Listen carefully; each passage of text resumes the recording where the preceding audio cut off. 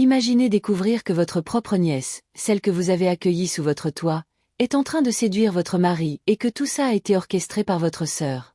Restez jusqu'au bout pour voir comment Jessica va leur donner une leçon amère qu'elles n'oublieront jamais. Abidjan, quartier de Cocody. Le soleil se couche lentement sur les immeubles dorés de la ville tandis que, dans la salle de réception d'un grand hôtel, les rires et la musique s'entremêlent. Ce soir-là, l'entreprise où travaille Jessica Quadio, 30 ans, célèbre ses 10 ans d'existence. Brillante, élégante et respectée, Jessica est l'une des figures les plus prometteuses de cette multinationale. Ses collègues la décrivent comme une femme ambitieuse mais humble, celle qui a su gravir les échelons grâce à sa détermination et à son intelligence. Mais ce soir, tous les regards ne sont pas tournés vers ses succès professionnels, mais vers l'homme à son bras. Grand, charismatique, le regard sûr de lui, John Mansa, 40 ans, chef d'entreprise et mari de Jessica, attire immédiatement l'attention. Ensemble, ils forment le couple parfait, beauté, richesse, élégance, un duo que beaucoup envient. Pendant la soirée, Jessica fait les présentations. « Chérie, voici mon directeur, Monsieur Tano. »« Enchanté, monsieur », répond John avec un sourire franc. La complicité entre eux saute aux yeux. John dépose un léger baiser sur la main de sa femme et plusieurs femmes autour murmurent, admiratives. Jessica rayonne, fière de l'homme qu'elle a épousé. Mais derrière ce bonheur apparent, une faille discrète commence à s'ouvrir. Le travail de Jessica exige beaucoup de voyages. Réunions à Paris, conférences à Lagos, séminaires à Nairobi. Elle passe parfois plusieurs semaines loin de la maison. John comprend. Il dit ne pas s'en plaindre, mais au fond, la solitude commence à lui peser. Un mois après cette fameuse soirée, Jessica reçoit un appel inattendu. C'est Linda, sa grande sœur. « Jessie, ma fille Alicia vient d'avoir son bac. Elle veut venir à Abidjan pour poursuivre ses études. Tu sais que la vie est difficile ici à Bouaké. Si tu pouvais la prendre chez toi quelque temps. » Sans hésiter, Jessica accepte. Elle adore sa nièce, une belle jeune fille de 20 ans, vive, curieuse et polie. Pas de souci, grande sœur. Qu'elle vienne, elle sera comme ma propre fille. 2 semaines plus tard, Alicia débarque à Abidjan. Valise à la main, les yeux remplis d'admiration. La maison de sa tante est grande, moderne, avec une piscine et un jardin entretenu. Tout ce qu'elle n'a jamais connu. Jessica l'accueille à bras ouverts. « Ici, tu es chez toi. Tu m'aideras un peu à la maison et tu te concentreras sur tes études. » Au début, tout se passe bien. Alicia est gentille, serviable, toujours souriante. Elle aide à la cuisine, range la maison et s'occupe même de John lorsqu'il rentre tard du travail. Jessica est souvent en déplacement et elle se dit qu'au moins son mari ne se sentira pas seul. Mais très vite, quelque chose change. John commence à remarquer la présence de la jeune fille, sa jeunesse, son sourire, ses gestes doux. Et Alicia, sans s'en rendre compte au départ, cherche inconsciemment à plaire. Elle aime quand il la complimente sur sa tenue ou quand il la remercie pour un repas bien préparé. Un soir, alors que Jessica est à Paris pour une mission, John tombe malade. Alicia s'occupe de lui. Elle prépare une soupe, reste à son chevet, veille sur lui toute la nuit. John, reconnaissant, lui prend la main et murmure. « Merci, tu es une fille en or. » Un frisson traverse Alicia. C'est la première fois qu'il la touche de cette façon. Leurs regards se croisent. Un silence gêné s'installe, puis elle se retire précipitamment. Le lendemain, elle appelle sa mère. « Maman, je crois que je suis en train d'aimer le mari de ma tante. » Linda reste silencieuse quelques secondes, puis répond d'une voix calculatrice. « Ma fille, si c'est ce que Dieu a prévu, alors ne te bats pas contre ton destin. » Ces mots résonnent dans la tête d'Alicia comme une permission. Et sans le savoir, Jessica vient d'ouvrir la porte du malheur en accueillant sous son toit la main du diable déguisée en nièce. Dans la maison, tout semble encore calme, mais la tempête approche doucement, dangereusement. Les semaines passent et, dans la maison de Jessica et John, l'atmosphère change subtilement. Alicia, autrefois discrète, commence à s'affirmer. Elle s'habille mieux, se maquille davantage, rit un peu trop fort aux blagues de John. Au début, il trouve ça innocent, presque attendrissant, mais sans s'en rendre compte, il commence à attendre ses attentions. Le café du matin qu'elle lui apporte avec un sourire, la chemise qu'elle repasse soigneusement, la main légère qu'elle pose sur son épaule lorsqu'elle lui parle. Un soir, alors que Jessica est en déplacement à Accra pour une conférence de 3 jours, Alicia prépare un dîner spécial. Poulet braisé, attiéké, salade, tout ce que John aime. Je voulais juste vous faire plaisir, tonton, dit-elle timidement. John sourit, touché. Tu es vraiment une perle, Alicia. Si toutes les jeunes filles étaient comme toi, le monde serait meilleur. Ces mots, simples en apparence, allument une flamme dangereuse. Alicia sent son cœur battre plus fort.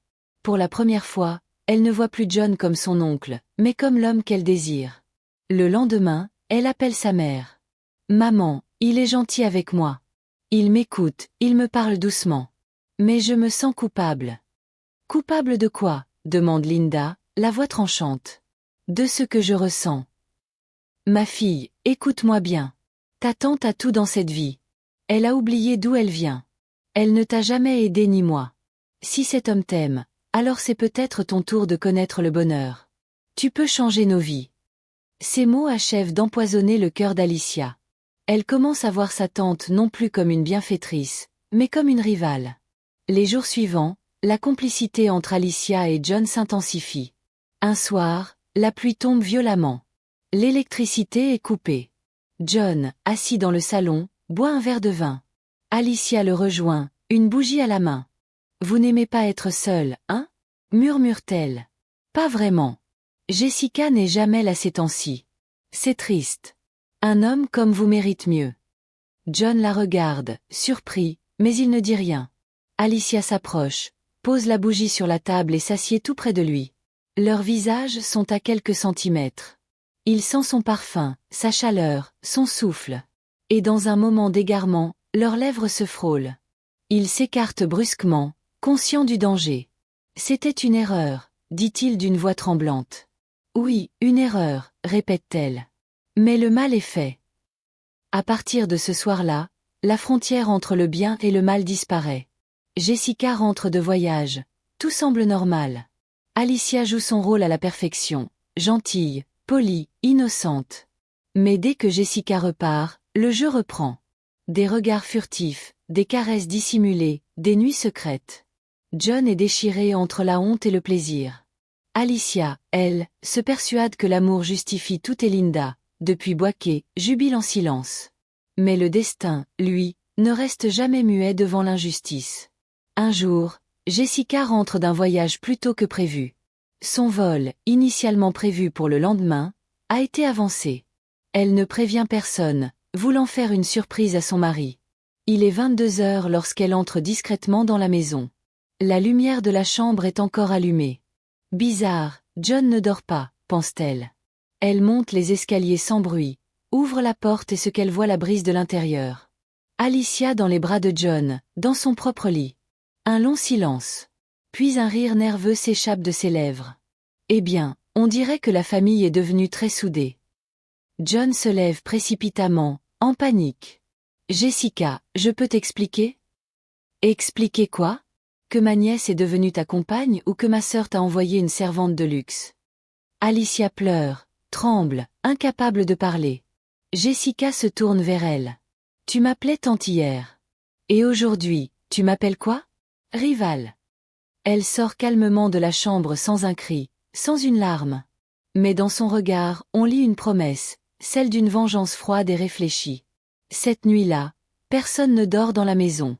John, rongé par la honte, Alicia, effondrée, et Jessica, seule dans le salon, les yeux fixés sur la fenêtre, le cœur enfumé, le visage impassible.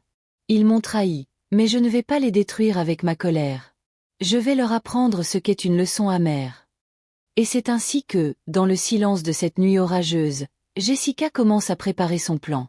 Les jours qui suivirent la trahison furent étrangement silencieux. Jessica ne cria pas, ne pleura pas, ne fit aucun scandale. Elle se contenta de se lever chaque matin, d'aller au travail et de revenir le soir comme si rien ne s'était passé. Mais dans son cœur, une tempête froide et calculée faisait rage. John n'osait plus la regarder dans les yeux. Alicia, honteuse, passait ses journées enfermée dans sa chambre. Pourtant, Jessica n'avait encore rien dit. Ce calme inquiétant terrifiait tout le monde. Un soir, alors qu'ils étaient à table, elle brisa enfin le silence. « Alicia, ta mère m'a appelée. Elle viendra passer le week-end ici. Ça fait longtemps qu'on ne s'est pas vu. » Ces mots tombèrent comme un coup de poignard. Alicia pâlit, comprenant que quelque chose se préparait. John leva les yeux vers Jessica, mais elle gardait ce visage impassible, presque serein. Le vendredi suivant, Linda arriva. Grande, imposante, vêtue d'un pagne neuf, un large sourire aux lèvres. « À ma petite sœur. Quelle surprise. Ça fait des années ? » « Oui, trop longtemps, » répondit Jessica avec un calme glacial. Elle les installa à table. Le repas fut tendu. John parlait peu. Alicia évitait les regards. Linda, elle, tentait de faire comme si de rien n'était. Après le dîner, Jessica se leva. « Avant qu'on se couche, j'aimerais qu'on parle en famille. » Elle posa son téléphone sur la table et appuya sur un bouton. Une voix s'éleva dans le salon. « Alicia, ma fille, fais tout pour séduire le mari de ta tante. Il est riche. Si tu deviens sa femme, tu nous sauveras toutes les deux. » C'était la voix de Linda. Alicia éclata en sanglots. John resta pétrifié. Linda tenta de se lever, mais Jessica lui lança un regard qui la cloua sur place. « Alors, c'était donc vrai, » murmura Jessica. « Ma propre sœur, celle à qui j'ai tout donné, m'a envoyé sa fille comme un piège. » Linda tenta de se justifier. « Jessica, ce n'est pas comme ça. Tu ne comprends pas ? » « Non, Linda, c'est toi qui ne comprends pas. Tu m'as trahi. Tu as utilisé ta fille comme monnaie d'échange. Et toi, Alicia, tu as détruit la confiance que j'avais en toi. » Alicia tomba à genoux, les larmes ruisselant sur son visage. « Tata, je suis désolée. Je ne voulais pas te faire du mal, je t'en supplie. »« Non, Alicia, tu voulais m'avoir. Tu pensais que la richesse s'obtient en volant la vie d'autrui. Aujourd'hui, tu vas apprendre ce que cela coûte. » Elle s'approcha, les regardant tour à tour, puis ajouta calmement. « Alicia, tu vas rester dans cette maison pendant 3 mois, mais pas comme une nièce. Tu seras ici comme une domestique. Tu feras le ménage, tu prépareras les repas, tu laveras le linge et chaque mois, je verserai ton salaire à ta mère, puisque c'est ce qu'elle voulait vivre de mon mari. » Linda se leva, scandalisée. « Tu ne peux pas faire ça. »« Je viens de le faire, » répondit Jessica sèchement. Le silence retomba, lourd, écrasant. Les jours suivants furent humiliants pour Alicia. Elle servait à table, faisait le ménage pendant que Jessica et John prenaient leur repas sans un mot pour elle. John tenta plusieurs fois de parler à sa femme, de s'excuser encore, mais elle interrompait toujours d'une voix froide. « Tu veux te faire pardonner ? Reste, supporte le regard de ta faute chaque jour. » Peu à peu, John sombra dans la culpabilité. Il changea, plus attentionné, plus respectueux, plus discret. Il comprit que Jessica n'avait pas besoin de frapper pour faire mal. Son silence suffisait. 3 mois passèrent. Alicia, usée, quitta la maison, la tête basse. Avant de partir, elle s'agenouilla devant sa tante. « Je ne te demande pas de me pardonner. Je veux juste te dire merci parce que j'ai compris. » Jessica la regarda longuement. « Souviens-toi de ceci, Alicia. Quand on trahit une femme qui t'a tendu la main, la vie finit toujours par te la reprendre avec les deux. » Linda, rongée par la honte, disparut d'Abidjan. Quant à Jessica et John, ils restèrent ensemble, mais quelque chose avait changé. Jessica n'était plus la même femme. Elle n'aimait plus avec naïveté, mais avec lucidité. Et chaque fois qu'elle croisait son reflet dans le miroir, elle se souvenait. La vengeance la plus puissante, ce n'est pas la colère, c'est le calme d'une femme qui sait ce qu'elle vaut. Et dans le silence de son cœur, Jessica sourit. Pas parce qu'elle avait gagné, mais parce qu'elle avait compris que le pardon sans confiance est une prison et que la dignité, elle, n'a pas de prix. Après tout ce tumulte, la maison de Jessica retrouva lentement son calme. Alicia, désormais partie, devait vivre avec le poids de sa trahison et sa mère, honteuse, n'osa plus jamais croiser le regard de sa sœur cadette. Quant à John, il essaya de regagner la confiance de Jessica, mais le fossé entre eux ne disparaîtrait jamais complètement. Pourtant, Jessica, femme de tête et de cœur, décida de ne pas laisser la haine la détruire. Elle choisit de pardonner, non pas pour les autres, mais pour se libérer elle-même. Jessica apprit que parfois, les plus grandes blessures ne viennent pas des ennemis, mais de ceux qu'on aime le plus. Et pourtant, c'est dans ces moments d'obscurité que l'on découvre notre véritable force. Elle reprit le contrôle de sa vie, plus déterminée que jamais à ne plus jamais confier les clés de sa paix intérieure à qui que ce soit. Son entreprise prospéra et son histoire devint une leçon pour beaucoup de femmes autour d'elle. Morale de l'histoire, la trahison vient souvent déguisée en affection. Ne laisse jamais la confiance aveugle te rendre vulnérable. L'amour mérite la fidélité, la famille mérite le respect, mais ta paix mérite d'être protégée avant tout. Que ferais-tu si ta propre nièce te trahissait de cette façon? Pardonnerais-tu ou tournerais-tu définitivement la page? Dis-le-moi en commentaire. Et si tu as aimé cette histoire, n'oublie pas de t'abonner, de laisser un j'aime et de partager pour que d'autres découvrent cette leçon amère que Jessica a donnée. À très bientôt pour une nouvelle histoire africaine remplie d'émotions, de trahison et de vérités cachées.